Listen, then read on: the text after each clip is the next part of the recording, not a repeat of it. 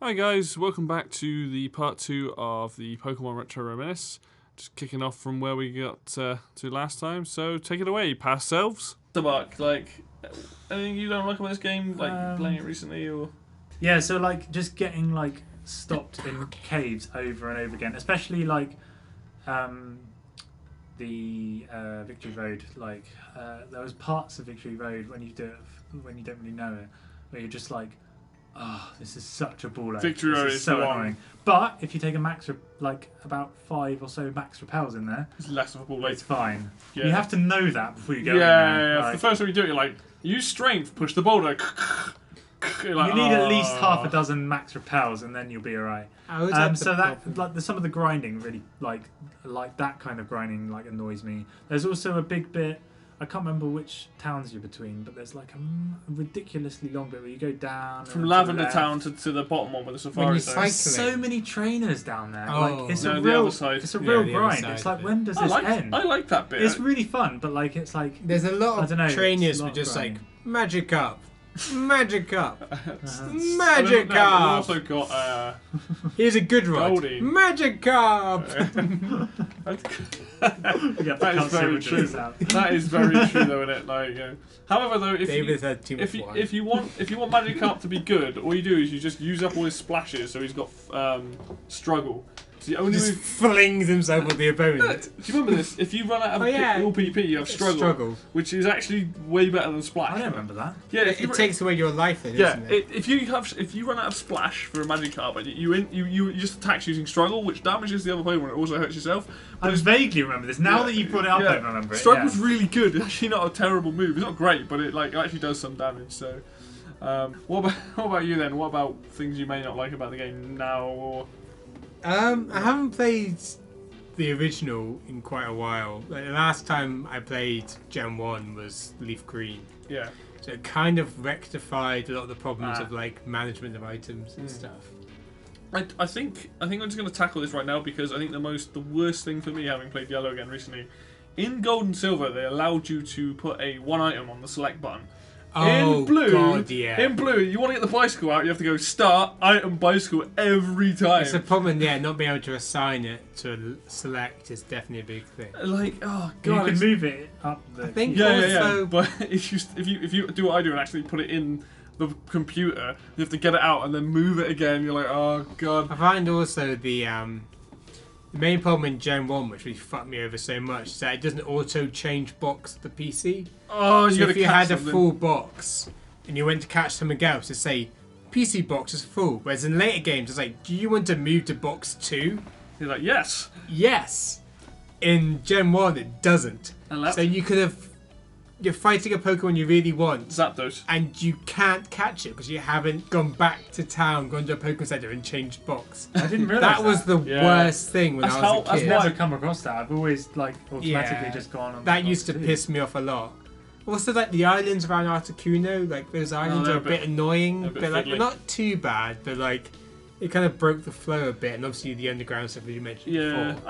It's not a perfect game, but like it's glitchy as hell in some. But obviously you wouldn't know that for the most part. Like it's easy to break. It's held together with like duct tape. Yeah, it's easy You to watch break a that, speed run, it's like, oh, this game is literally held together with safety pins and duct tape. I think the biggest thing is in later games they give you a run button, so it's not a problem. But before you get the bicycle, it can be so You slow. get the running shoes, don't you? Yeah. From your mum. It's like, here's some running shoes. Yeah. Press speed, you can run. But like to start with, that game can be quite slow. If you've played it before and you just want to get to certain points in the game, or whatever, and you're playing for it again, it is like, because you move so slow. But I quite like the beginning because it's like, oh, what am I going to catch yeah, but you don't get the now? bike, and it'd be nice to have the bike before you did. Is it Rock Tunnel or was it Mount Moon? Mount Moon the first time, because like by that point you kind of just want to get through it. I just kind of wish there was an option in that game, like even if you complete it once, which just gives you the bike off the bat. Like, and this is obviously later. That would make life a lot easier. They've solved this in later games, like you said, with the running shoes and stuff, and even in the newer ones, you can run diagonally and all this kind of stuff. Two different bikes as well later on. It's crazy. I know, like it's mad. But other than that, I think most of the things I like about the game, it's just those certain areas you have to go to. But if you know you've got repels, then it's not so bad. Like when you go into that burnt out science building on Cinnabar Island, that can be annoying because it's obviously switch based, isn't it? And so you're trying to do it, and then you're getting attacked by like Rattatas and things. So the only other thing I think is that stuff like Growl and Leer was like way underpowered. There was no point in keeping those moves.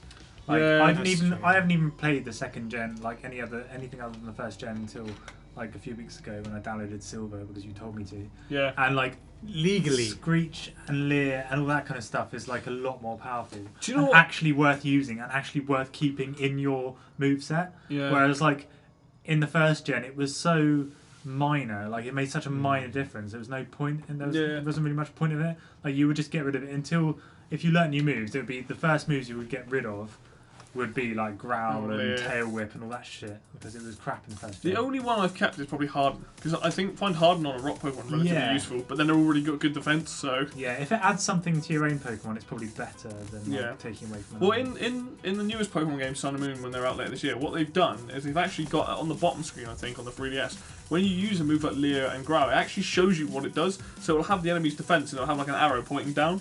So if you use like a stronger move, that sounds useful. Yeah, so the more times you do it, it has more arrows. So I think there's a maximum you can have. But when you use it once, it's like one arrow, and use it again, it's like, so I think it's up. I don't know if it's an arrow, but it's basically it shows you how if you've got gained. It shows you the reduction, not the actual numbers, but like it shows you that it's reduced. Yeah, that's useful. Yeah, because that would be so useful because you don't know how much Leer, Growl, Tail Whip, all this stuff does. And the problem is with things like Leer, Growl, Tail Whip is they all kind of do the same thing, but for different types of Pokemon. So each type has got like a Leer or a Growl. It kind of depends what the Pokemon has. I'm kind of curious to wonder when everyone first heard about Missing Go. Oh, you want to talk about this, do you? About the cheat. Oh yeah, I can't remember not knowing about it, so it's difficult to say. Do you not have the word in the playground? Yeah. People are like, hey, did you go to this island? Yeah, someone just told me have it in your inventory. You surf beside it. Missing Go turns up. What, is he the guy from Resident Evil 4? He's like, what are you buying? What are you selling? He's like, hey stranger, let me tell you a story. He's that kid in Recess who has like all the contraband. He's like, yeah, I got your stuff in my trench coat. Oh, sweet. My God, so 90s discussion. I vaguely remember like learning about it, but I don't remember who from. But the whole idea, you talk to the guy and you go. Then you remember it was like a rite of passage. Yeah. You don't know about Missing Go? I just remember the whole like what you would do is you'd go to the Safari Zone and you talk to the Weedle guy, whichever rule it was, and then when you surfed up and down, that you could catch those Pokemon so much easier. The guy that tells you how to catch Pokemon. Yeah. You do that with like your Master Ball and like or Rare Candy in slot 7, I think. 8. One of those. And you fly to Cinnabar Island. Yeah. And then you surf beside it, and then it turns up. Yeah. And then you've like replicated the item, which is in that slot. I like how they because they fixed it in yellow, and it was before I actually read about it, how they fixed it. I was like, oh, it must be something to do with those tiles, the half because you're half in water, half on ground. And it was, so they changed those tiles where it can never be seen Pokemon on it.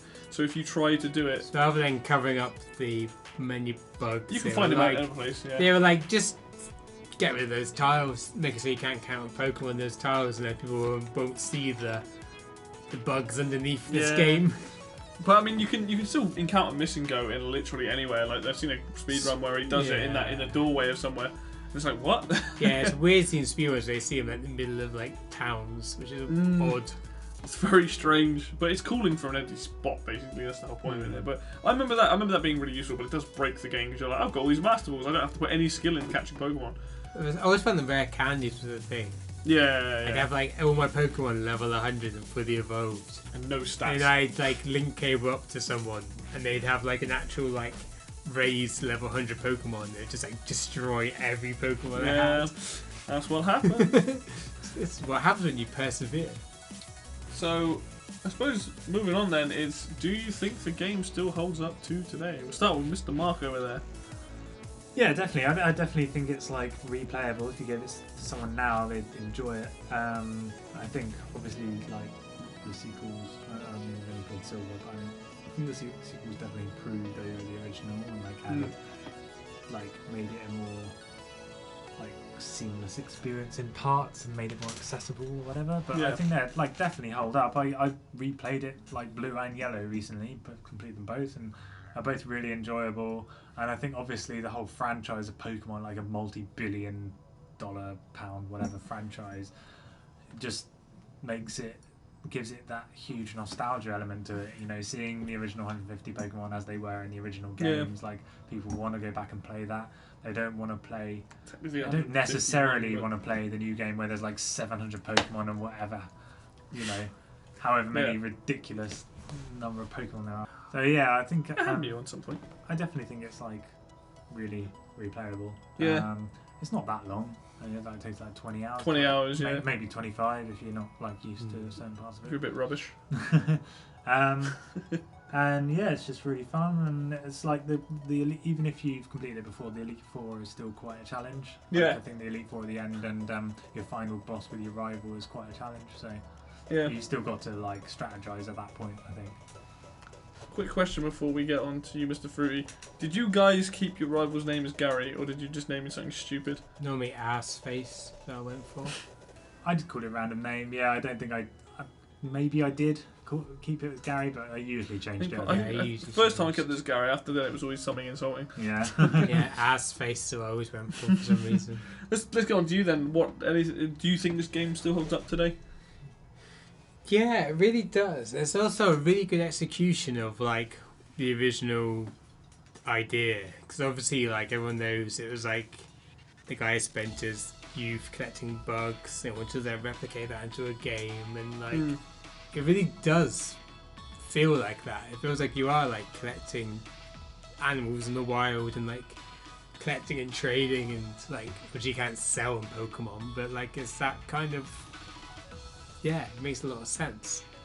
And like there are problems with like menu systems and some of the type matchups, and some of the effects are way stronger than other. Yeah. But like it's not the best balanced game, but yeah, it still holds up because this was like 3 years of my life, pretty much. Yeah, absolutely. I just the way I see it is I think the game still does hold up, having played Yellow again recently. Obviously Yellow's got some changes to Blue and Red. It's more like the anime.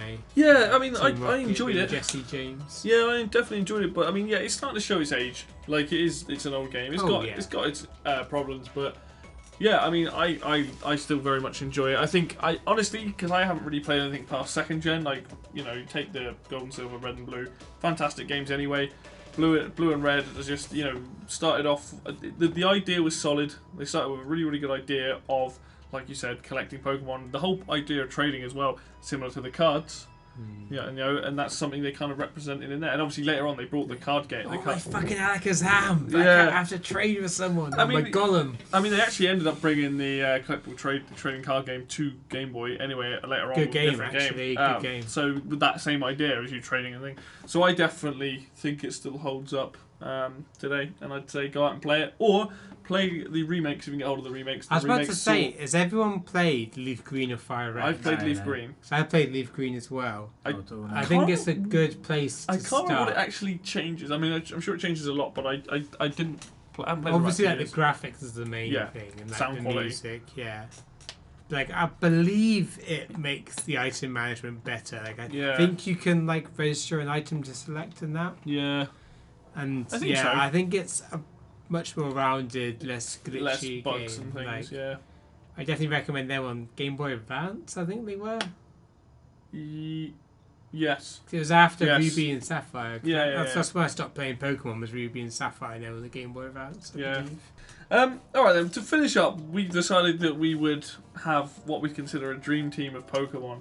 So I'm gonna, starting around the room, just in any order, just take one. Should we do one each? Do one each, and explain why. Even if it's just one reason, even if you just like it. So just take your first Pokemon, Mark, and tell me why you'd be in your dream team. One Pokemon. Just to start with, just tell me one of them. Well, there's no order. I'm not choosing this one because it's my favourite, but I think Alakazam, because partly maybe because of the fact that psychic Pokemon in the first gen games are OP as fuck, but I thought like the moves were awesome. I really like the evolution. Like getting hold of an Abra wasn't easy. Like you either had to catch it. Well, no, it was hard to catch. You anyway. Could buy it. As yeah, well you could buy it. That was the easiest way to. Silicon coin, or whatever it's called. Yeah. Next to the casino. Yeah. Not. Oh God. Silico. Oh shit, what are they called? Yeah. Basically that place. Yeah. So so you like if you caught it, you'd have to either have a Pokemon that was quick enough to go first and put it to sleep, or use like a Great Ball or an Ultra Ball on it. But yeah, you always just like buy it at the game corner.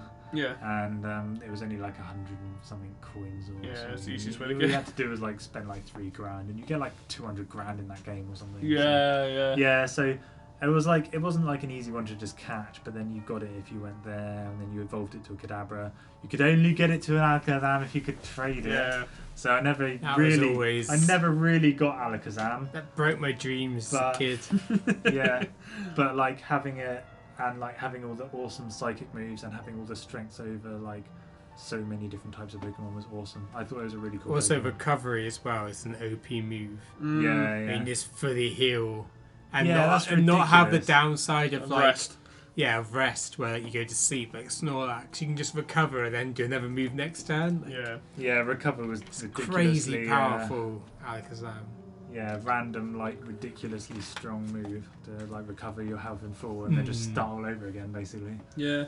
Not even have the solar beam, like you have to rest for energy afterwards. Yeah, no, exactly. It just doesn't have a lot of downsides. So, Fruity, what's your first pick? Well, I also chose Alakazam, so I go for a different Pokemon. So we know you got Alakazam, okay.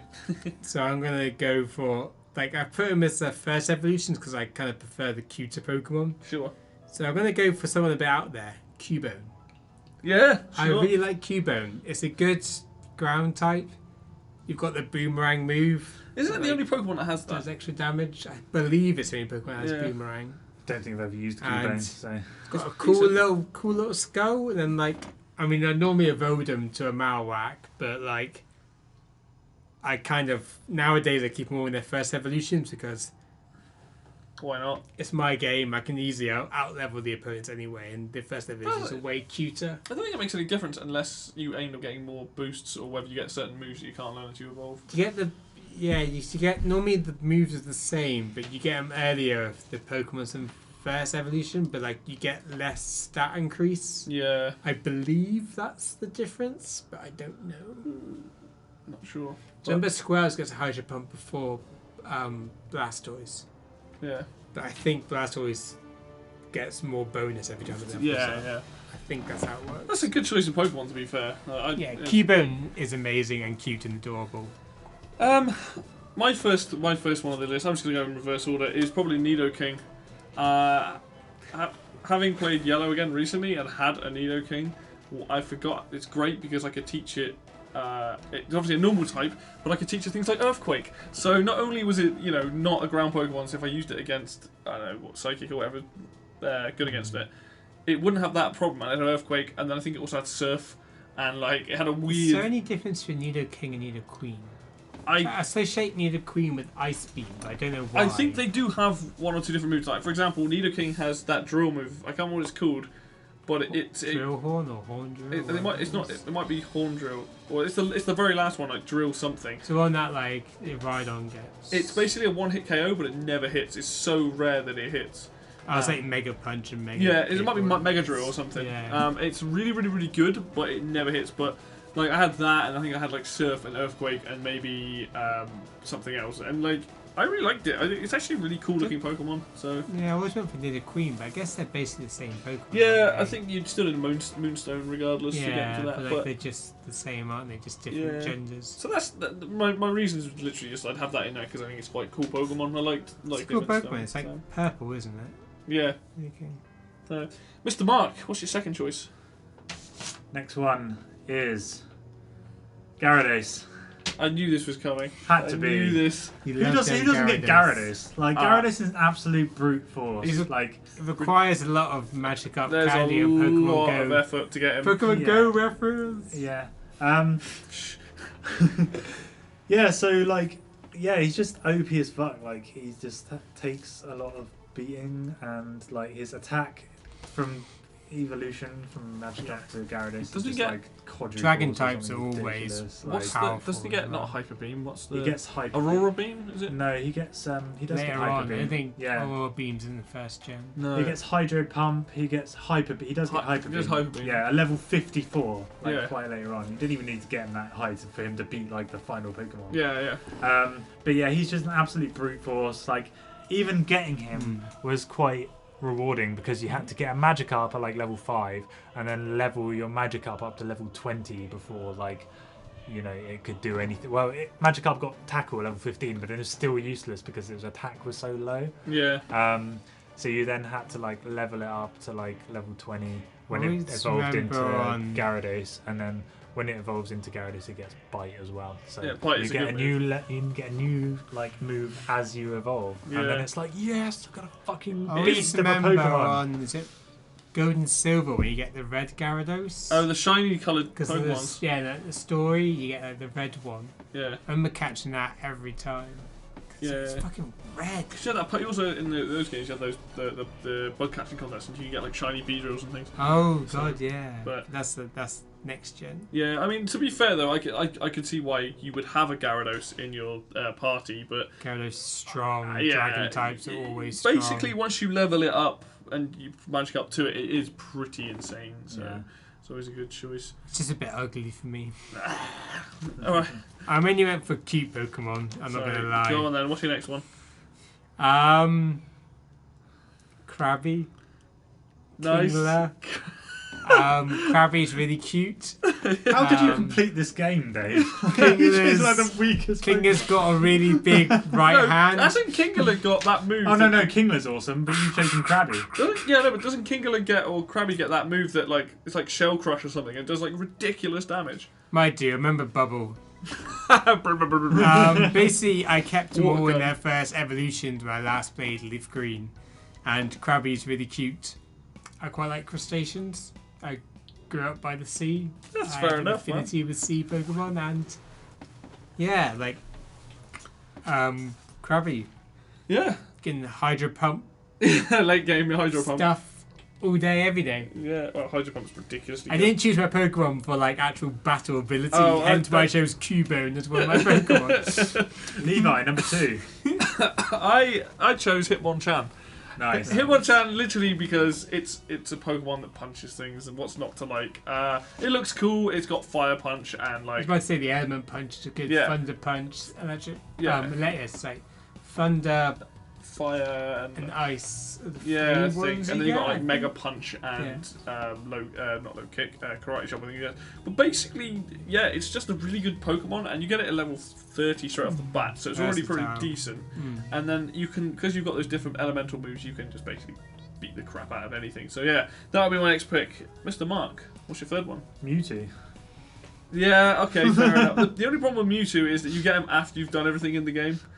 It's the strongest Pokemon in the game. No, but you've already beaten the Elite Four by this point. Well, part of my. I feel like my team would die to your part of my team. I'd like. Yeah, There's not really any reason for me to explain No, why. if we were battling, then yeah, sure, it would be a really good choice. Cubone against your Mewtwo. It's unbeatable, basically. There's, Unless you've got like a Gengar or something. Unless your Mewtwo is level 2. I'd that's say not possible. Gengar, maybe Dragonite. Well, Like anything that's the a level same 100, I kind think, of could beat it. area. I don't know. I've just gone through all the Dragonite's strongest, pretty- most Yeah, OP you've gone for Pokemon. the- as well. Dragonite and Gengar are pretty beefy.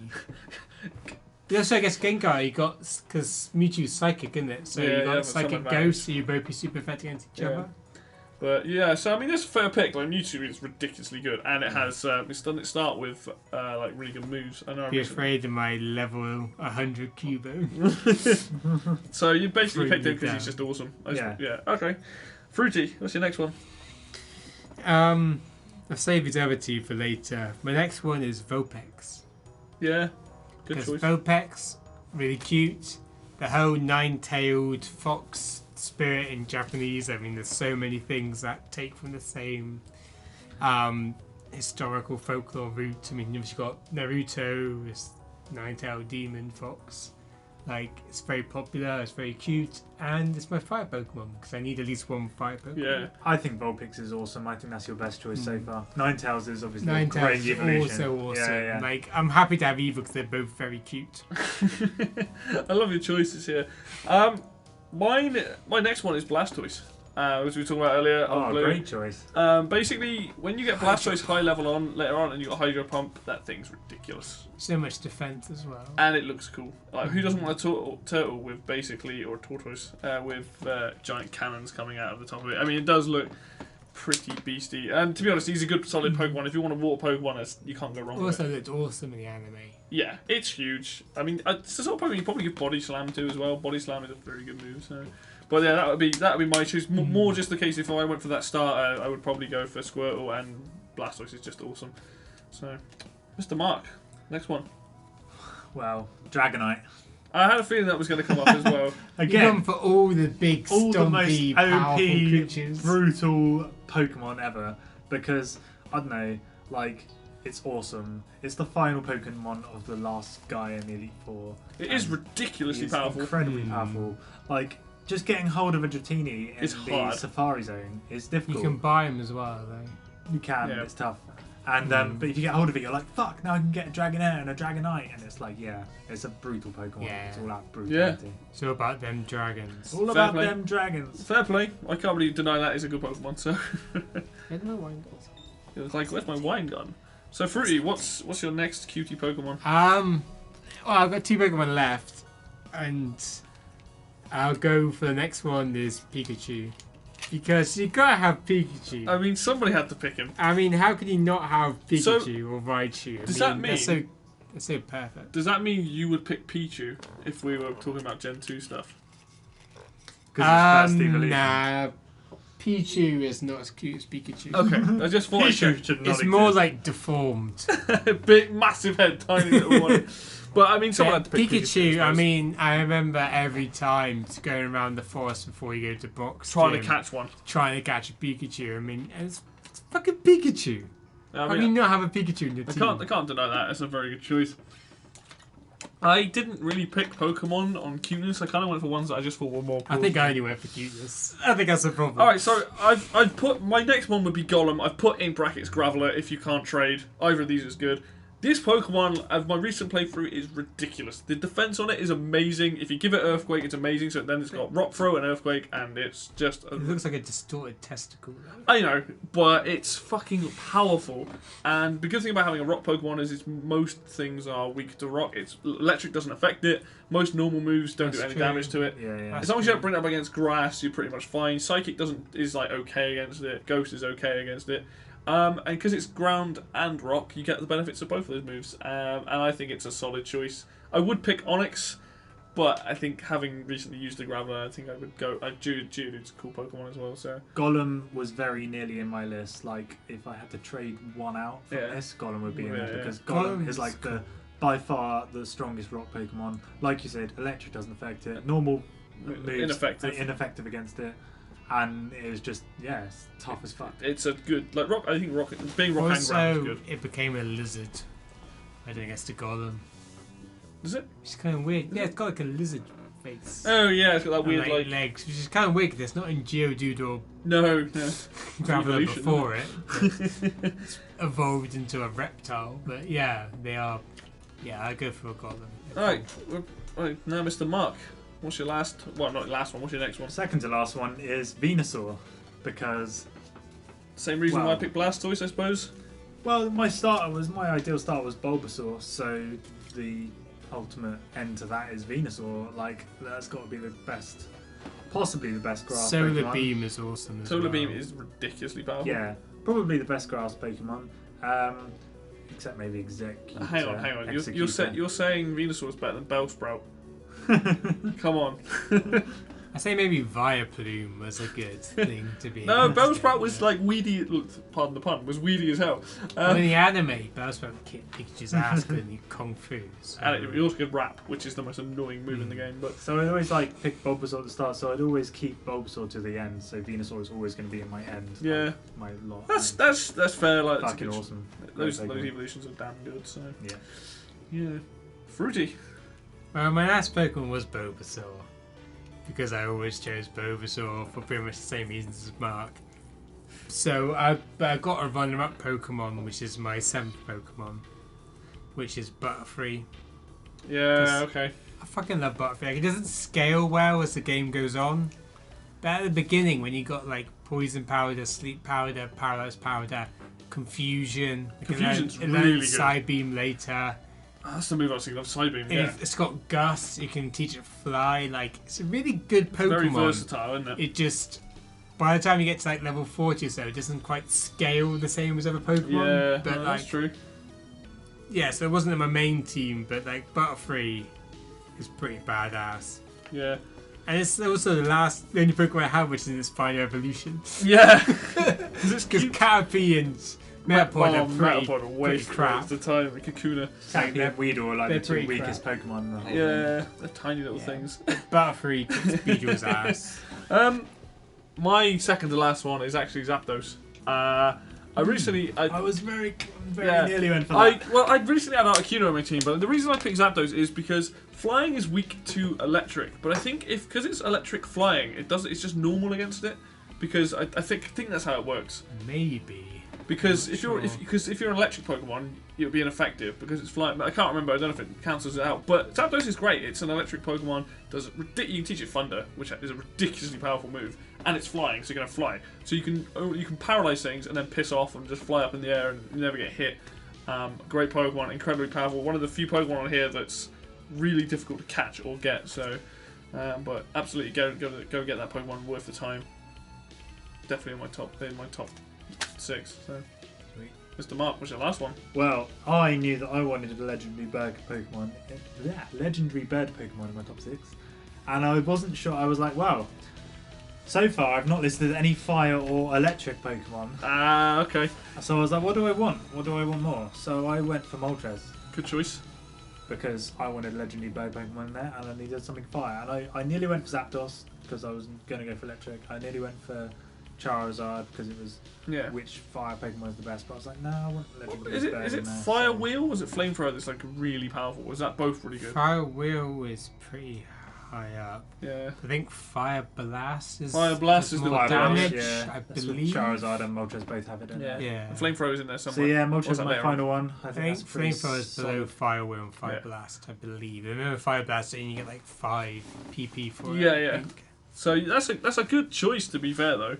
Like, I think anything that's flying and is an elemental is pretty good, because then you can just avoid stuff with fly. Yeah, I think that's a good mix of Pokemon. There's no, like, doubling up on I'm surprised you didn't put Gengar in there, I'll be honest. I was close to putting, like, if I had to give runner-ups, like, Golem nearly went in there, Charizard was nearly in there, Gengar was nearly in there, Zapdos was nearly in there. Yeah.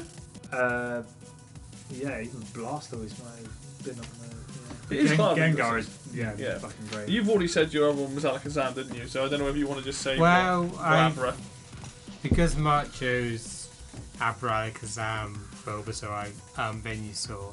I've already done Butterfree as my runner-up. Yeah. My other runner-up was Cloyster and Shellder. Yeah. Which in this gen aren't that great. But later on, like, Ice is really powerful. Aurora Beam and stuff like that, yeah. Like, Cloyster's defense is ridiculous. You can use like Withdraw to increase your defense. Aurora Beam is brutal. Aurora Beam is powerful. Ice Beam is powerful. Later on, when you get like the area effects and stuff. Yeah. So like, yeah, Shellder was close up with like Butterfree to be nearly in my team. So I guess I would just say that one for. Yeah, sure, fair enough. Because I got time to say another Pokemon. My last Pokemon, which might not surprise you two, but I picked this specifically because of one of his moves, is Raticate. Purely Super Fang. Super Fang is probably the most broken move in the game. In the fact it is broken. No, Super Fang, not Hyper Fang. I don't think I've come across Super Fang. Right, I told you about this before. Super Fang, regardless of whether it's super effective or not very effective, always takes half of the HP off the enemy's health. So if they're at full health and you use Super Fang, you can be level 1 and use it, or you won't have it at that point, and it'll always take off half of their health straight away. It's ridiculous. So at the start of a fight, and the good thing about Raticate is it's a fast Pokemon, so 9 times out of 10 you're probably going to attack first, then you can probably do Super Fang and then Quick Attack if you're a high level. So essentially you can do a ton of damage straight away if you've got a level 100 I'd like to see that move because I've never come across it in so the game. Super Fang literally is just like very late game Raticate. Yeah, you attack something, if it's got 100 health, it'll automatically knock it to 50 regardless of whether it's Super Fang. Like half and half from then on, so it's kind of like Demi and Fire Fantasy. Yeah. The only problem with Demi does quarter. Yeah, the only problem with it is it's got diminishing returns after that because it always does half. Yeah. So you only really want to use it once or maybe twice, and then that's it. On a Pokemon. But that is, I would say, Raticate probably not most people's choices. It's not the strongest of Pokemon, but having Quick Attack is always a useful move. Yeah. If you've got a little bit of health and you just want to get in there without taking any damage. Obviously, being normal, it's probably weak against a lot of things. But I don't know many Raticate moves, to be honest. Hyper Fang, Super Fang, Bite. Is Super Fang better than Hyper Fang then? Yeah.